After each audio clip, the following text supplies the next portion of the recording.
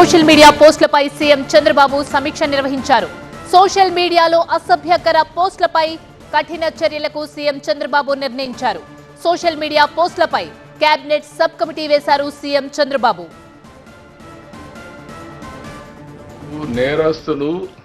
నేరస్తులుగా పరిగణించాడు. ఇప్పుడు నేరస్తులు రాజకీయ ముసుగులో కూడా మనకు థ్రెట్ అయ్యే పరిస్థితి వచ్చింది.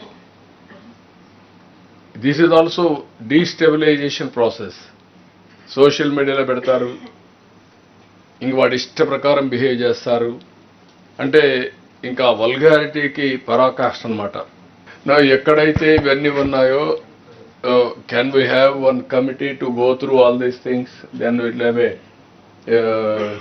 cabinet subcommittee, IT minister and also ఇంకెవరు హోమ్ మినిస్టర్ అండ్ మనోహర్ పెట్టండి, మనోహర్ని సత్యాన్ని పెట్టండి, సత్యం అన్నాడు, సత్యాన్ని కూడా పెట్టండి, నలుగురు పెట్టి ఒక కమిటీ హోంవర్క్ చేయండి బెస్ట్ అటాలని.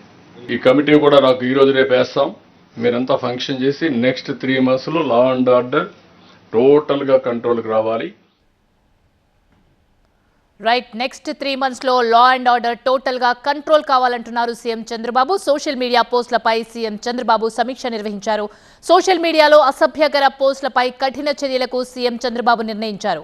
సోషల్ మీడియా పోస్టులపై కేబినెట్ సబ్ కమిటీ వేస్తామన్నారు సీఎం చంద్రబాబు.